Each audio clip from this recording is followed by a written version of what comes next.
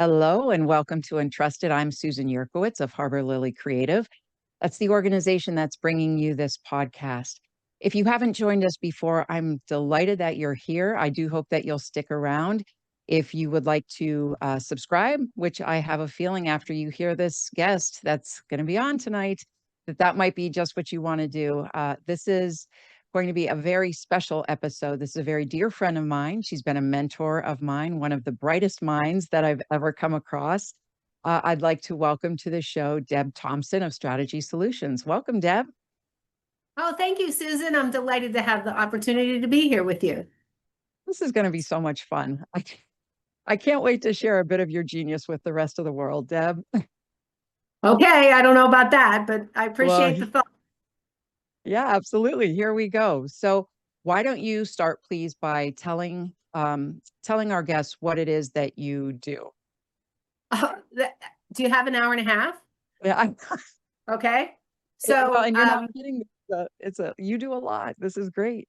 so, well, people accuse me of doing a lot of different things, but my company called Strategy Solutions has the mission to create healthy communities.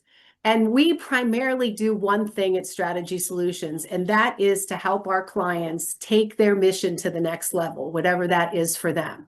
And we do that by supporting their work with strategic planning, organizational development, some market research, and some program development. And then for nonprofit organizations, we also help with fundraising. So we do a variety of different things, but it comes down to just that one thing, helping, whether it's an entrepreneur or a community or a government or a nonprofit organization, we're helping them take it to the next level. That's awesome. So when you say healthy communities, can you talk a little bit more about that? I know that privately, you and I have discussed this a number of times. I would just like for everybody else to kind of hear from your mind what that means. Well, healthy communities are created when communities are strong and vibrant. So the communities themselves, they need strong entrepreneurs, private sector wealth creating companies that employ people and bring jobs to a community. That is what helps to create the tax base. It creates the economy. It is a foundational principle to a healthy community. Communities also need strong infrastructure. They need the public sector, which is the municipalities themselves that do things like roads and highways and water and sewers, and the public sector education where, children are educated and they can grow up and become, have a career and become something. So that public sector is a really important part of creating a healthy community. And then we have the social service sector or the nonprofit sector, which includes community and faith-based organizations in healthcare. And those organizations are the ones that help the people. They help people by providing programs and services. They provide healthcare. They help people live healthy and productive lives. So all three work together. As if you think about a Venn diagram, all three of those components or sectors of the community work together to create healthy communities. Right, right. And I think you just underscored my point. One of the brightest minds that I've ever come across. So, Deb, this is really, it sounds like it's been a huge undertaking. Can I ask how long you've been doing this? Well, Strategy Solutions has existed for the last 27 and a half years. So it's been a minute that we've been doing this work. And I know you're interested in what started it. So I am a recovering hospital planner. Please don't hold that against me. But I grew up professionally in what is now UPMC Hammett. And during the 10 years that I worked at Hammett, I became what I affectionately called the CEO's rent-a-planner. I was heavily involved in community health improvement work, and any organization, any nonprofit organization that needed help got me and my staff. And the CEO at the time, John Malone, he was like, go ahead and help these people. This is part of our community health mission. And Hammett did a lot in the community and still does a lot in the community to help organizations and community initiatives that will impact the health of the community. And I started the company because I felt that well, first of all, I felt called to do it. And I really believe that small to medium-sized nonprofit organizations and businesses and communities that couldn't afford to have a full-time staff like Hammett had in a planning department really needed to have access to these kinds of resources on a rent basis. So that's what we do. We do project work, and we do support work for organizations, and they hire us to do what they need. Okay. Was that difficult for you to take that leap from working for a larger organization like Hammett into stepping out into having your own business? It was absolutely a leap of faith. And I think every entrepreneur that goes into business for themselves takes a leap of faith, because they don't know if their idea is going to turn into anything. They don't know if the next customer is going to come. There's always that question. But a couple of months after I started Strategy Solutions, I heard a guy named Lance Secretan speak. Lance Secretan had been the CEO of an organization called Manpower for many years. And he said these words: you found your calling when you would do for free what you get paid to do. And there's a business opportunity in every calling. I And love when I that. heard him say those words, I said, I'm in the right place. I made the right decision, and this is what I'm called to do. That's And great. 27 years later, somehow the doors are still open. Well, because it sounds like not only did you feel called to do it, you're filling a need, but then it sounds like you also have the talents to do that. Was that something that you kind of had to develop? Would you say that you naturally had a lot of these talents that's necessary to do this type of work? I think probably the greatest, I don't know if I would call it a talent as much as it is an innate curiosity that is, I believe, God-given. But I think the biggest thing is the willingness to be taught. I am the product of a lot of professional development investment. Hammett, when they saw my commitment to the organization and to the community and to the work that I was doing, they heavily invested in the technical skills that I have today. I went to focus group moderator training. I went to questionnaire design and use training. I had several different facilitator trainings. I had systems thinking and design training. I've been to immunity to change training, and I'm a certified facilitator for that technique. So I've had lots of technical skill development over the years. I also believe that I was gifted a spiritual gift in the middle of this calling as well, because the skill I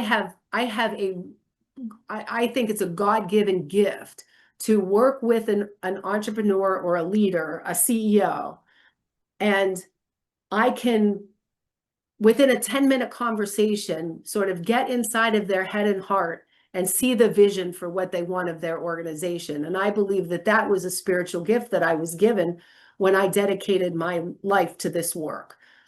And I didn't have it before then, and it serves me well in the work that I do. It almost sounds like you were being equipped with that for specifically this, for like you said, but you didn't have it beforehand. You committed your life to this work and that gift Right. showed up. That's Right. And incredible. I've also had I also have a lot of technical skills that I've had professional training for, and I've honed those skills over the years with a great deal of mentorship and professional coaching from a whole variety of different people. Mm, right. And I have to say, um, as I mentioned, you have been a mentor to me. And so it sounds like you've been able to pass that on, not just to myself. I know, Oh, um, I'm very go ahead. committed to paying it forward. Yes. Will you talk about that a little bit? Well, As far as you've talked a little bit about a private mission in the past to me, and I'd love to share this. Like, especially it seems like young female, whether entrepreneurs or just in the workplace. How does that come about where you're able to pass on some of the things that you've learned? well, I fundamentally believe that as part of my calling in the work that I do, there are several I'll call it focus areas that I am called to be working in. Obviously, healthy communities, nonprofit capacity building, women in leadership is another one. So that, because I have a heart for women leaders and I'll call it the plight of women in leadership, I've been blessed with so many mentors who have helped me. I sat down and counted them once, and it was like well over 35 people, many Wow. of them men, but a number of them women.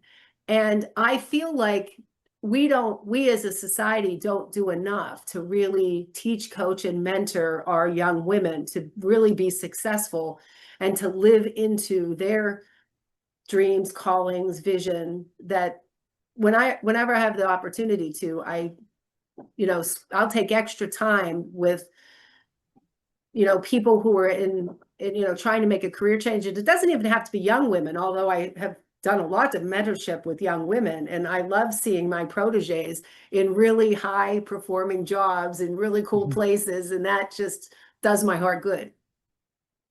Right. Oh, that's great. While we're on this topic, I've been curious. Have you, well, you said you've been doing this for 27 years. I'm sure you've seen some growth in, not that there wasn't maybe an acceptance of women in the workplace, but maybe women in leadership. What have you seen a change from the time that you've started to now?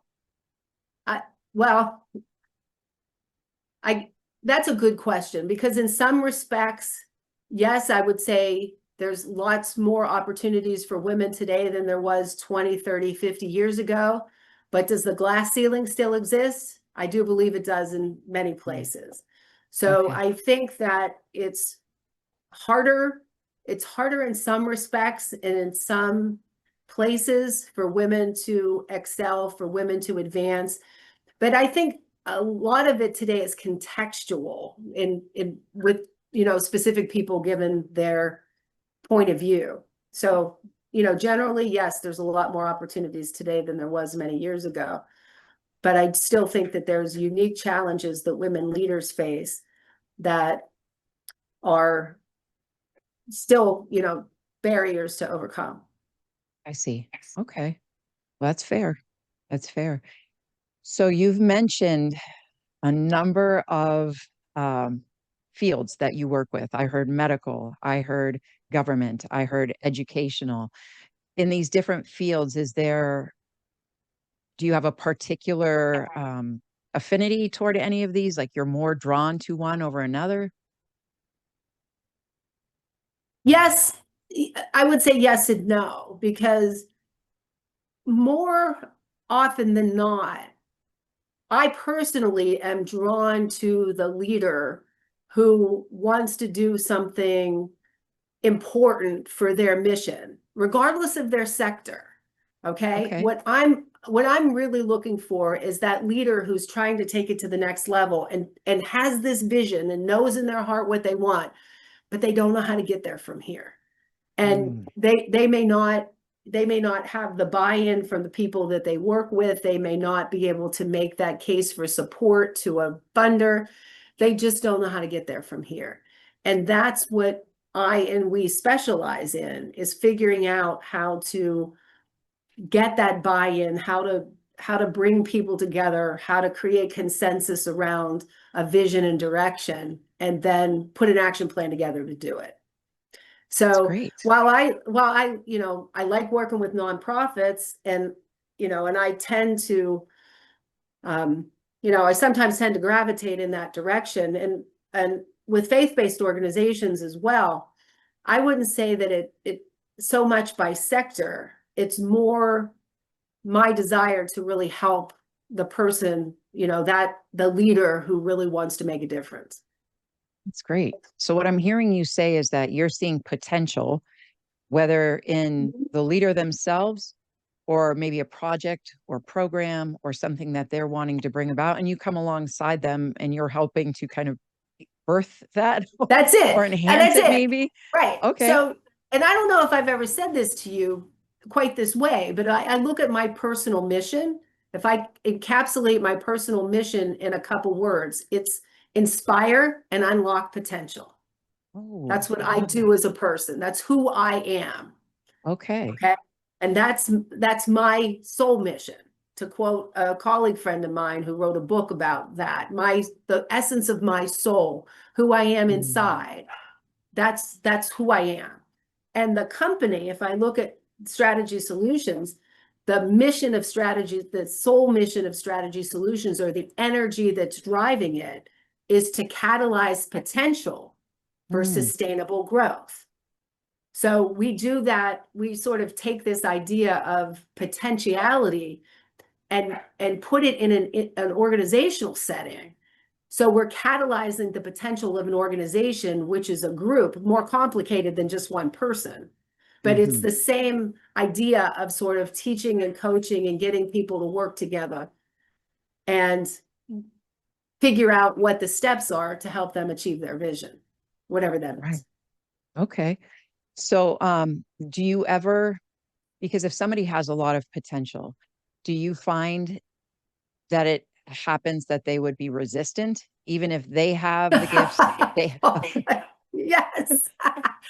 Okay. So yes, I'm laughing because there comes a point. So there comes a point in everybody's strategic journey, okay, where you have this be careful what you wish for, you might just get it moment. Oh boy. Okay. So it's like, oh, now what do I have to do? I have to change. I have to do something different. I have to get outside of my comfort zone and actually do the things that I said I'm going to do. That is a very scary place for Mm, many people. It right. and it's terrifying for some folks. And we see resistance show up in many different ways. And so it does happen, and it happens for everyone. And in some ways. And Mhm. part of our job is to, okay, deep breath. It's okay. Everything's going to be fine. You can only eat an elephant one bite at a time. Mhm. Okay. Let's work on this next thing. Let's take the next, excuse me, let's take the next step, whatever that is. It doesn't have to be, you know, big and scary and 37 things. Let's just Right. do the next thing that's right in front of us. And we can do that. So, Mhm. yeah, that helps. But yes, resistance is a big problem in a lot of places. Probably by your response, I'm guessing it's more common than most Well, people would be aware. yes, it is. And again, a lot of people are resistant to the idea that they're resistant even, Ah, okay? yes. Because, they think they're just being who they are and they're not, it's a blind spot for folks. They don't always recognize that this, you know, obstinate behavior that they're exhibiting is resistance, or Mhm. that they start complaining about, everything that series of complaints, one of my favorites is when people complain about something longer than it would take to do it. Mm. Okay. So I have a story about that. Want to hear the story? This is an interesting Please, story. yes. Had a client, a number of years ago, group of people, pretty large organization that had funding streams for a lot of the work that they did, except they didn't have funding for some really important activities that sort of filled in the gaps of these funding streams for people. So there was a lot of things that their clients needed that they didn't have funding for. So what they wanted to do was find gap filling funding for those things. And the woman who was the director of programming at the time, we had 3 2-hour meetings where she went on and on. And the problem was that she was operating under the assumption that no one would ever fund these things. Okay, so that was her assumption. So she believed that any effort that she put into trying to figure out what it would cost in order to make a case for support with those things was going to be a wasted exercise, and she was too busy to do that. And finally, the CEO looked at her and said her name very kindly and patiently and said, "We are going to do this. And we're going to figure out what it costs to do these programs. And we're going to go to funders and ask them to fund it." And Right. he credited me 2 years later with $4 million in additional funding. Wow. Wow. Because they did, in fact, get those programs funded for multiple years. Okay. So Right. it can be done. But and I didn't blame her, and I don't blame her for being resistant to wasting time. Sure. Busy people don't want to waste time. But especially in the nonprofit world, if you don't make a case for support for what the community really needs, and you don't ask for the funding, no one will give it to you. So, for people that are watching that are not familiar with this field, will you explain briefly about a case for support? What would that look like? Support is usually a document that talks about the need in the community, what kind of barriers people have, how difficult it is for somebody to have something. Like in this particular case, the organization helped people that didn't have job skills with barriers to employment and increasing job skills. So things like transportation and access to clothing and, just The things to why. help. Yeah, it's the why. And Okay. yeah, so it's a document that explains that, but also doesn't say, give me X dollars to hire a staff member. It says our program is going to cost X, but this group of people is going to achieve this outcome. So it's very outcomes focused, and it outlines the cost of doing something, but it explains what the return on investment is going to be in terms of community transformation or people transformation. Mm-hmm. Would you say that it's been experiences like that when you're seeing the needle move or the change, receiving the funds that maybe perhaps one of the staff members didn't necessarily think could happen, that keeps you excited about this? Is it seeing the change? It is. And for me, a lot of times, I had a client that said once that, and I don't know if you remember the old MasterCard commercial that said, this costs this amount of dollars and this costs that amount of dollars. And the time you spend on vacation with your husband, that's priceless. Yes. Okay. So one of my clients said, you should do a commercial that says, board retreat costs X amount of dollars and community survey costs Y amount of dollars, but the light bulb moment where everyone has the shared vision and agreement for the plan, that's priceless. That's That what would I be a live great commercial. for. That's what Okay. I live for. Okay. I live for the moment that people say, we can do this. And that's sometimes not when the plan is created, but when they have gotten the confidence in the belief that they can do it, that the action plan is done, and they can raise the money or they can find the money in their budget. I had one client where the world changed the day the CFO said, everything in this plan can actually fit into our operating budget. And the The world clouds changed. parted and the The angels. clouds parted, right? And angels came down. Not quite. But that organization implemented every single thing in their plan over the next 3 years because they had the resources to do it in their operating budget. That's rare. Okay. Whether it's a for-profit organization or a nonprofit organization, it's rare that people have all the resources that they need. They're usually either, especially with people who really need to take it up a notch, they're usually raising money or getting a loan or looking for additional investors to really do a substantive infrastructure improvement, change, growth. Right. What's hitting me as you're speaking is that, to maybe people that are not in the business world or don't fully understand a lot of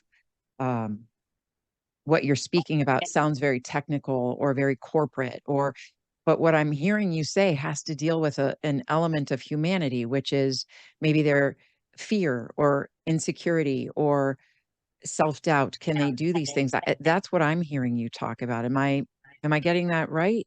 Oh, That's sure. okay. Yeah, I mean it's the same thing. It could be, as simple as, somebody feels that they could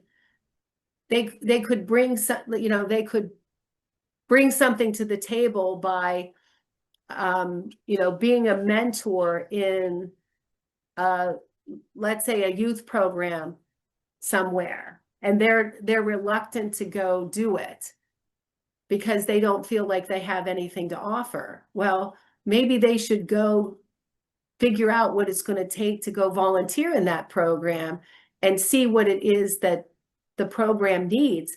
And maybe, in fact, they do have something to offer and they can successfully accomplish a goal. That might be a goal that somebody had, that they wanted to do something to give back and don't know what to do. Right. And they could accomplish that goal by finding out and Mm, being open to doing that next thing they have to do. got it. So you mentioned even medical facilities. You work with different hospitals, something like even that where the common person might not be thinking what's going on behind closed doors with boards of directors or anything, but even people are people at their heart, and that's Mhm. what you're dealing with to get them to agree on a direction. Is that hard? I know you've mentioned board governance. Is that is that more challenging, would you say, than, because that's a group of people that you have to get moving in the same direction, or not so much, not so difficult? I think any group process has its challenges. Mm, And what I found is that it's helpful for any group or organization to listen to the voice of their customers. Okay, so mhm. one of the things that we do at Strategy Solutions is market research. That's just asking questions and helping to understand how people feel about things. So really listening that way. But related to board governance specifically, I think one of the greatest challenges with people who are nonprofit board members is the fact that many people think they know what it means to serve on a nonprofit board, or though they may not know, they go to meetings and act like they know, even if they Right. don't. And the biggest challenge is people's unwillingness to learn what good Mm, board governance practices are. It astounds me. It astounds me every day because governance, the whole concept of board governance training has been around for about 40 years now. So mm. I was not even an early entrant into what I'll call the governance expertise realm. But I've been doing that kind of work for 23 years now. And even after all this time and how much information is out there on how to be a good board member, it astounds me how little people actually know about how it really is supposed to work. Hmm. Is that something Strategy Yeah, Solutions can work with boards to give that training do a that you're lot of talking that. about? Okay, Oh, we do a okay, lot of that. I personally do a lot of board governance training, and so does Jackie, my colleague. okay, We do okay, a lot of training in that arena for nonprofits for that reason. okay. So I'm curious, is there anything that you've learned maybe working with nonprofits that you've mentioned some faith-based businesses? I know that you work with secular as well, but when it comes to faith-based businesses, is there something that you encounter in them that you wish that you could instill in them? Something that maybe is a common, um, what Yeah. did you call So, it? False assumption, I guess. well, so I once said that, and th that this was going to be written on my tombstone, okay? Which is really kind of silly, but it's true. Faith-based organizations have the least faith when it comes to taking the leap of faith to make a strategic investment. Interesting. Okay? Say more about that. Okay. Well, and I fundamentally believe that God thinks that that is an oxymoron, okay? Right? Because because faith-based organizations are supposed to believe in God, and they're supposed to Yes. believe that all things are possible. And they're Mm. supposed to believe that if they're called to do something, that God will provide the resources to accomplish it, right? In Right. theory, that's right. But then when it comes to do it, many people, and certainly this isn't across the board, but I have observed this in my career, that folks will live in this scarcity mentality with, this, oh, woe is me, we have no resources, so we can't do anything. Mm. And I have a colleague friend who is a Catholic priest who quotes Mother Teresa all the time. God has all the money in the world because all the resources belong to God. Ah. And he happens to be pretty good at getting them directed toward mission and ministry that he's involved in, because he asks for specific things. And when you make a good case and you ask for specific things, people give. And that's true in any faith-based organization, but yet people don't believe it when it comes to, in many cases, to implementing their strategic plans. Like, yeah, it's frightening to me. And Right. it's a little tragic. It's not even so much frightening, it's just tragic, because I feel like people miss so many opportunities. Hmm. I've heard it said, how does that go? Correct me if I'm getting this backwards. God doesn't call the equipped, he equips the called. Is that That's right. sound? Yeah, That is that's what, exactly it. God equips the hmm, called. right. And So that he's doesn't mean, that, the bush is going to burn and you're going to know how to do quantum physics because, somehow miraculously, the Holy Spirit came and, just enlightened your mind. But good. maybe, yeah, but maybe if you looked, you can get a scholarship to go get that Ah, physics degree that you always wanted because you wanted to be a quantum physicist. right. Okay. So in calling has action to it, and you have to take the leap of faith and you have to do the action that you're called to do next, so that the things that maybe can be part of your next step can actually come to be. Mm. There's a lot of practical wisdom in what you're saying. That's true.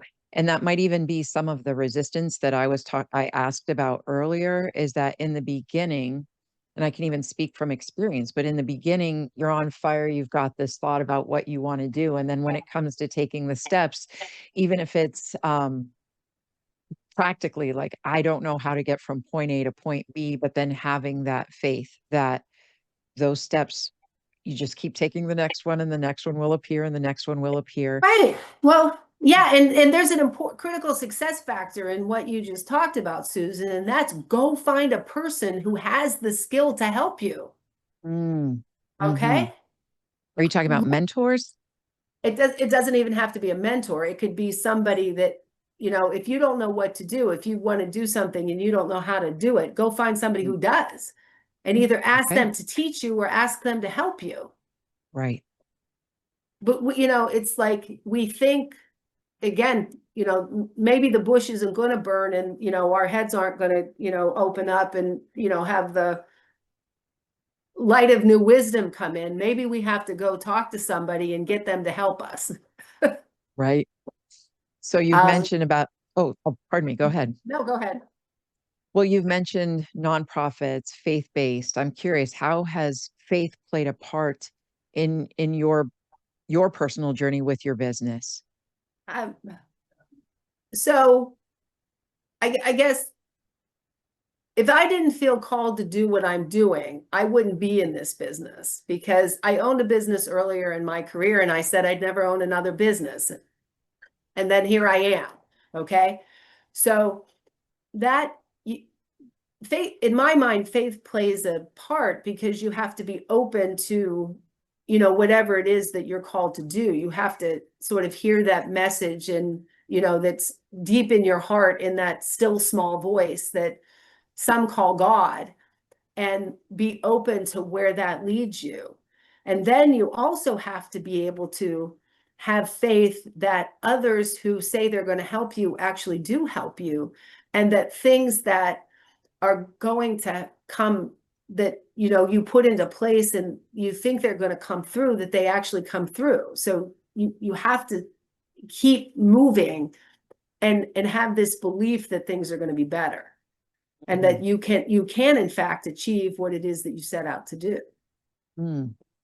So there's faith wrapped up in every step of that, even if you don't want to call it faith. It's, faith that you're going to wake up tomorrow morning and do something, right? Right.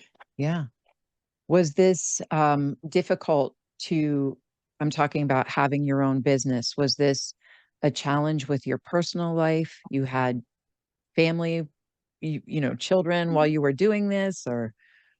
Well, so yes, I had a very busy family, and lots of challenges, and, and I've often said that some days it's nothing but the grace of God that we would get through every day.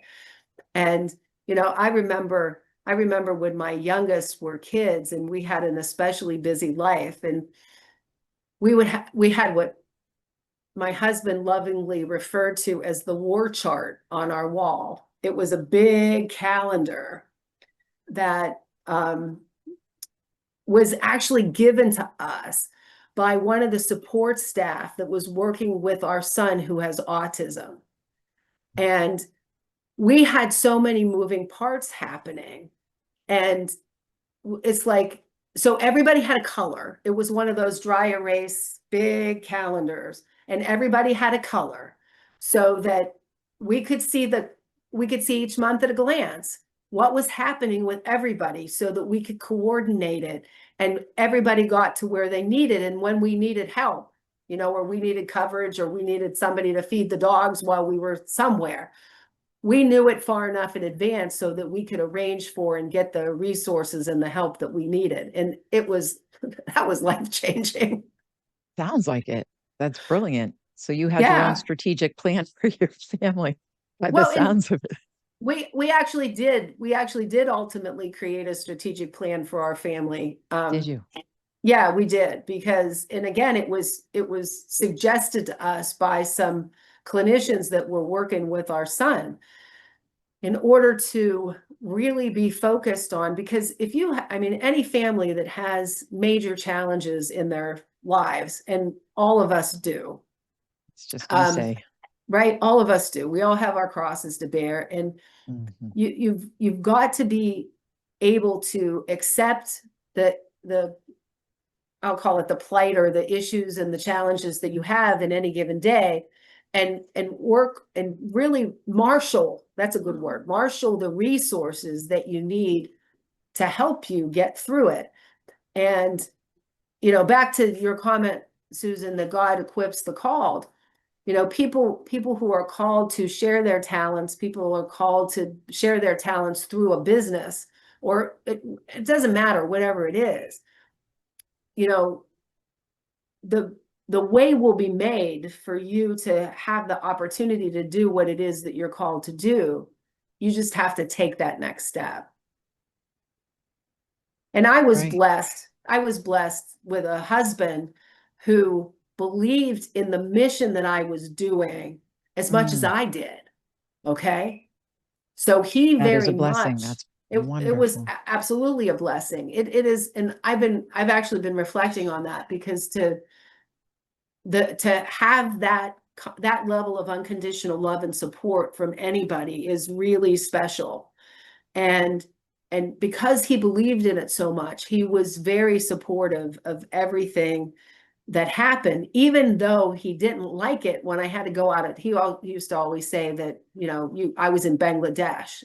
And meanwhile, I never have actually been to Bangladesh, but Bangladesh for him was anywhere I was Might as that well have been I was Bangladesh. supposed to be, whether it was with a client, whether it was with something I was working on in the community, it was volunteer work, it didn't matter.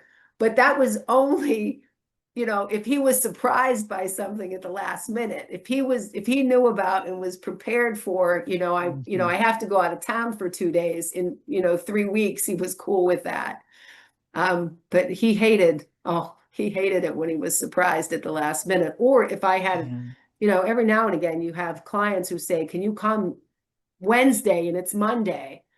And you Mhm. say yes. And now you're scrambling to, you know, get all the things taken care of at home behind the scenes. Sure.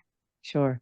Thanks for speaking to that because I think that's so essential. I think just to even encourage other people who are trying to do a business to acknowledge like that is a vocation. We have a family.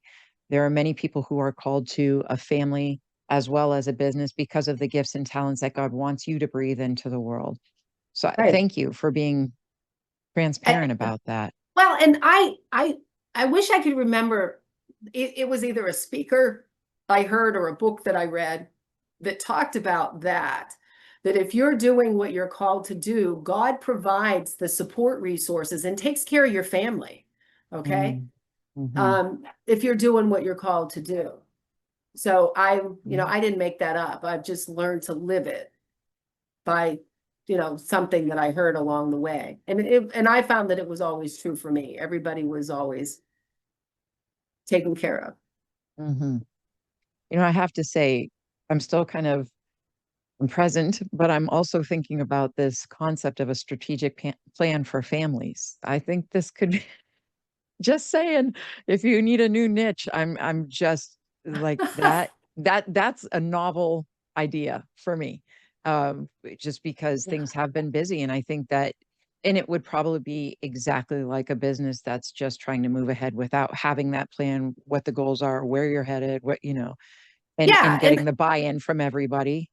and that doesn't have to be, and honestly, that process doesn't have to be very formal, but Mhm. couples, it's really important. If I learned anything from all the professionals that helped us, the ones that did what I'll call transformational work with us, with Michael, Mm. Mhm. they got us to recognize that family came first, even though there were other things. And that if we as a couple were on the same page and supporting one another and willing to get the help, it's like you have to ask for help. You Sure. you cannot expect you can't expect everything to be done by each other, and you just can't expect everything to miraculously work out. You have to be willing to ask for help and accept help from people who are willing to provide it. And what I've found is that somebody's always there. I have a long list of what I call the angels sent by God in my life, that are Mhm. people who have either come and stayed for a long time, like my husband. He was a amazing angel sent by God for me at one of the worst times in my life. And people who have come and gone. I've had people in my work, like I'd be like struggling to finish a project, and I needed extra help. And somehow miraculously somebody would come, and then they'd work for me on a project for 3 months, and then they'd go off and do something else. Okay. And they were Wow. transformationally helpful in that moment. That's great. Talk about people coming into our lives for seasons. You are Correct. being provided for. Absolutely. Wow. It I'm happens. curious. Yeah. Yeah. With with all that you have going on, I know that you also always have a very robust uh I'd say creative way of sharing your knowledge. Do you have anything that's particular to you like coming down the pike for from you personally, not just strategy solutions? Well, so what one thing that not a lot of people know about me is that I'm a frustrated university professor at heart. So Okay. even in my busy schedule, most of my entire career, I had an adjunct teaching position at one college or university or another. Wow. So I'm now teaching at the University of Pittsburgh in the Graduate School of Public Health. I teach one class. It's the coolest thing in the world. And um, I love doing that. I'm a real teacher coach. I really am. Mm, Teaching is sort of my DNA, and I love to do that. So yeah.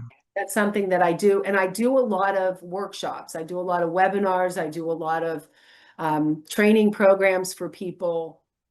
I love to Mm, develop curriculum for new things. I'm doing a really cool project right now for a growing company that is helping them develop career pathways and a new level and the expectations for a new level of management so that they can actually, and I'm helping them develop the leadership curriculum to train that level of management so that they can institutionalize that and train new people for new management positions that didn't exist in their company before. oh, wow. That is cool. Yeah. Yeah. That's amazing.